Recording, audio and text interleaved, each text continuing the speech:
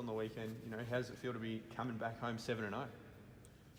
Feels great that we've had a lot of road games and we've been able to take care of business on the road. So that's been great. And obviously another strong defensive performance. We've talked about that throughout the season, how that's been the sort of main thing you guys are focusing in on. Is there a team in the league that you guys think you can't contain?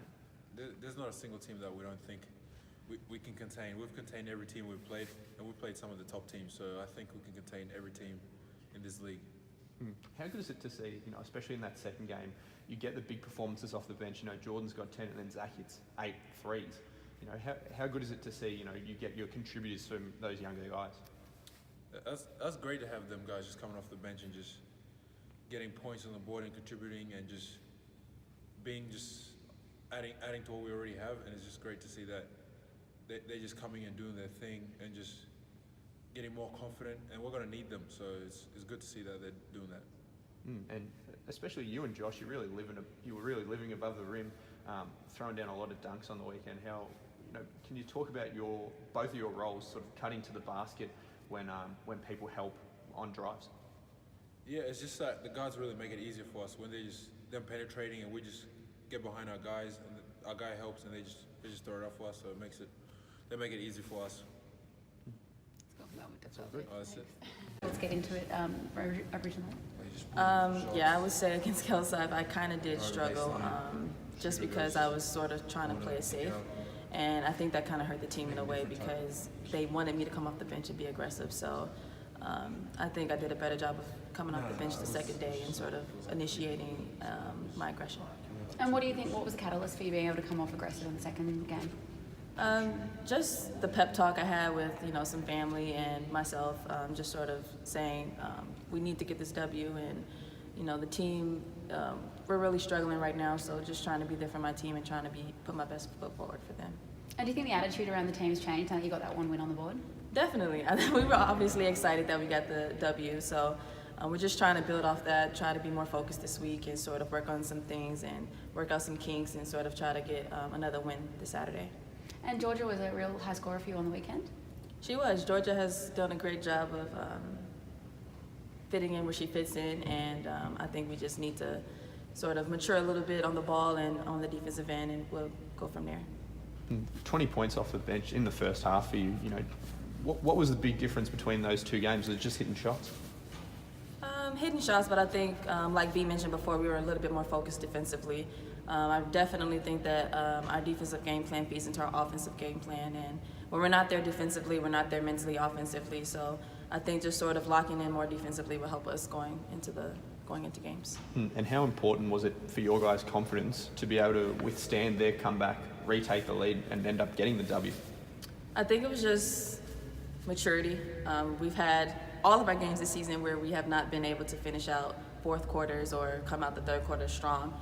We still came out struggling in the third quarter with a couple of turnovers and bad shots and not getting defensive stops. But I think we sort of realized that and was just like, all right, let's buckle down and sort of help each other out defensively and move the ball offensively and work on the things that got us going in the first half. All right, 7 from 7. How does it feel? Yeah, pretty good. Very happy. Obviously, beating Kilsyth gives us a real edge. They were the top team, and everyone said they're the team to beat. So now we're 2 games clear of them. But as we know, there's still a lot of games to go. But we can feel good about ourselves and prepare this week for the COE. Yeah, you struggled in the first half. What sort of kicked off sort of the second half? Yeah, look, we got off to a great start, and when you're playing good teams, there's going to be momentum swings. So you're not going to be able to control the game the whole game. We'd love to, but we went to the bench, I think, and we lost our way a little bit. We didn't really get the contribution that we needed from the bench at that particular time, so we fell away.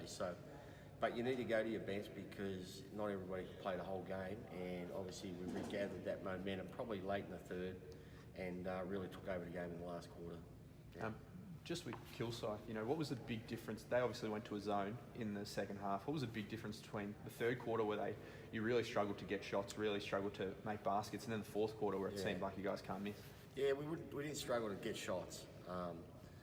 When they went to a zone, we were too stagnant and we didn't move the basketball enough. So, in the 2 timeout, or they called a timeout, in the 2 timeouts I spoke, we talked about moving the basketball. towards the end of the third, we started to do that. It's easy to guard if you just hold the ball on one side and fall in the trap of trying to just score, through a little bit of structure on one side. So once we shifted the defence, it was really a carnival zone. It wasn't anything I thought. It was just basically something that was different in some respects, because we were just ripping them apart man to man, and we destroyed them. So they had to go to that, and it was absolutely important that we started moving the basketball. Once we started moving the basketball from side to side, obviously our bigs were able to score inside, and it opened things up outside as well. And Josh, obviously his athleticism really shone through against Kilsyth. 19 points, 18 boards. How important was he? Yeah, no, he had a great weekend, and really came to play. And we talked about after he had the first game that to bounce back in the second game, because when I say bounce back, it's a matter of being consistent as well. I felt he's been struggling with consistency, and I was really glad to see him have two really good games. And Marquise struggled a bit in that first game, and then obviously didn't play in the second. What's his status? Yeah, no, that was his injury to his ankle. He tried to get up and play. There was a lot of pain there, and he did what he could for those 14 minutes. And obviously, you saw I just decided to put the cue in the rack, so to speak, not play him in the last quarter. Didn't want to risk it. And then the next day, it was see how we go as far as if we could control the game and win the game without him, and we did that. So that's another day for him to get it right. I'd expect he'd be close to pretty much 100% of Sally. He twisted his ankle pretty bad, so it was pretty courageous to try and get up and play, 7 days later. And then moving towards Eltham, Josh had another good game, near triple-double. How important was it for him to, sort of take that role in moving the ball and getting other people, looking for shots for other people? I think it was more about, how we play. He'd scored points the night before, and he was aggressive in that second game as well. And I was, looking for that consistency from him to have back-to-back good games. And, they made adjustments in respect to he was starting to score, and therefore, the help was there on any penetration. He made nice passes. So, it's good to see a big guy, especially in the big man position, collect 10 assists. That's unusual. So, that's a great effort. And then you get 7 scorers in double figures. How important is that? You've talked about all year, your versatility and your diversity of scorers. Yeah, look, we feel we've got like 6 guys that can start when Marquise is up and going. And what I'm trying to do, when the situation presents itself, is trying to create depth by playing the bench. The bench have got to step up. I wasn't happy with their contribution against Kilsyth. We fell away. But in saying that, you still got to give them the opportunity in the next game, and it's whoever steps up is going to play. And the other night it was Zach, so he had 8 threes, which is extraordinary. They don't know who he is. They weren't guarding him, but they'll know who he is next time. That's been sometimes when you're not on the scout, it makes it easy. But what I want to see for these players off the bench, it's not just about offense. I'm very critical of the defensive side of the game when they're coming in right now, and we've got to hold up an end defensively if we're fair income about going all the way, because that's an area we need to improve. And Shanice is back for the rush. How do you think that affected the first win on the weekend?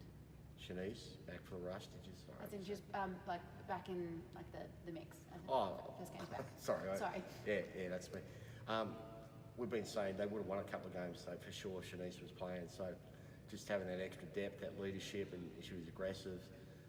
They're going to go on a bit of a run here. I just felt you just need to get that one, and it's been tough for a lot. We've been winning our games on the road, but I was worried about the draw myself. You lose consecutive games, the team will lose confidence. So I thought they've shown great resilience, and we talked about last week that they had to get one, probably the one they could get. But Eltham have been travelling pretty good. I think they'd won 4 or 5 games, and so that was a great win.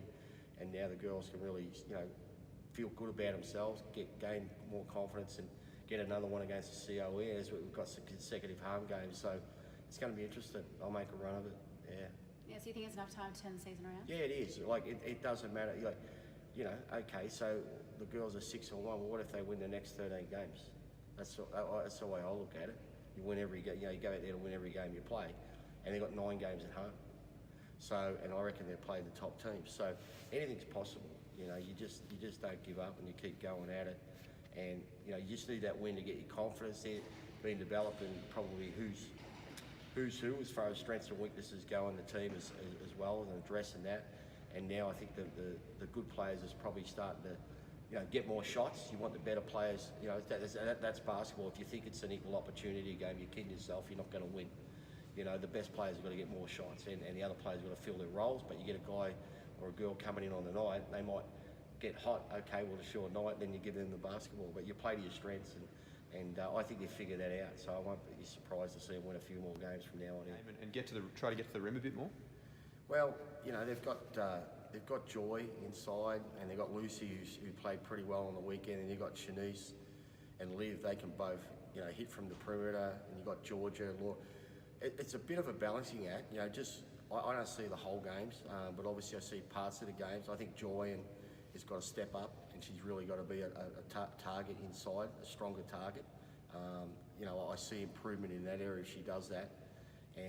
But I think the big key for them was the defence. They've been starting to put points on the board, and you've got to shut down your opponents in order to win. It's not all about offense. You've got to play defence. You're not winning nothing if you don't defend. If you're in a shootout, then you may as well toss a coin. But you can control the game defensively. You control your effort. You control your focus. Offensively, obviously the ball doesn't always go in. You've got someone trying to stop you from shooting. It's about the controllables as well. So I think offensively, they've been putting points on the board. I think you've got to get better defensively. The Rush got the lead out to around 16 points, and then in the fourth quarter, Eltham makes a comeback. We've spoken before about them not being able to hold on to leads. How important do you think it was for them to actually hold on to this one, pull away, and get the win? It was tough. I watched part of that. There was some mystery calls. We got into foul trouble because of those mystery calls, and it makes it hard when the players are on the bench. Your best players are on the bench in foul trouble. You had Liv with 4, you had Joy with 4, so that's the reason why they got back in the game. It wasn't like bad play. They just had their best players off the court, and obviously the other team's going to make a run. So, I'm not going to sugarcoat it for anybody here. Their best players are on the bench, and that's why they made a run. But they managed to keep them, get them back in at the right time of the game and finish it off. So, it's all positive from now in. But what you got to do when you get that W is obviously not feel too good about yourself. You got to still evaluate and see where you need to improve. So the parts I was watching, a lot of it was get stronger inside. The girls got the ball to our interior players. They've got to finish, and we've got to play better defence.